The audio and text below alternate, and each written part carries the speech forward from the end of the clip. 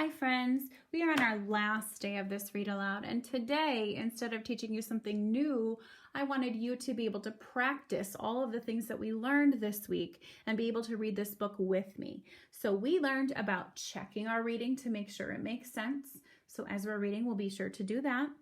We learned about sight words in disguise and how words with different endings can change a word, but we know what they say because we're not tricked. We learned about punctuation, and we learned about how to make our voices match that. So as we're reading along today, I want you to help me, and I want to make sure that we are remembering all of those things as we read along. So you can read Pout-Pout fish. You can read Pout-Pout fish.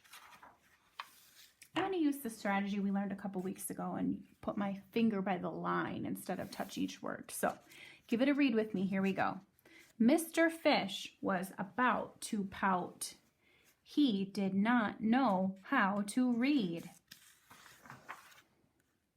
You read this with me. Here we go.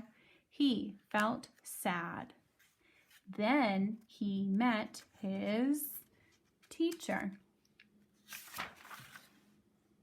Quotation marks.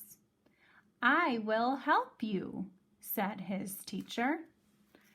Mr. Fish met letters. He liked them all. Think about the punctuation at the end of this one before we read it. Here we go. He liked 4 of them best. Mr. Fish met words. He liked them all. He liked 1 of them best. This one is kind of a pattern. Mr. Fish met books. He looked at pictures. He looked at letters. He looked at words. He began to read. Are you still reading with me? He was happy, but then he got stuck. He met a very big word. He tried, but he could not read it. Here's that silly word with the strong feeling at the end. I want to hear you read it. Go ahead. He wanted to give up, but he did not. He asked for help.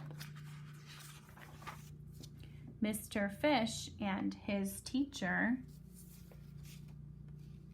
looked at the word. They looked at the letters. They made sounds. They learned the word together. Then Mr. Fish turned the page. He kept on reading. I want you to read this one by yourself. Go ahead.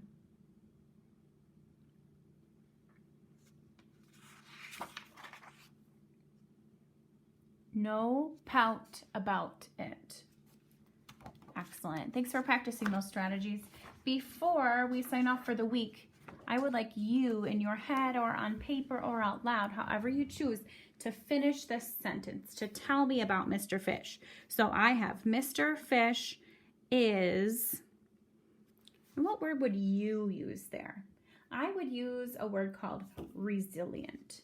Resilient means that you try really, really hard when things are wrong, hard or tricky for you, and you do your best so that you can tackle that tricky problem without giving up. So to me, Mr. Fish is resilient. What is Mr. Fish like to you? So think about that. You can think of the word in your head. You can tell somebody close to you. You can write it down. But Mr. Fish is what? Thanks for learning with me, my friends.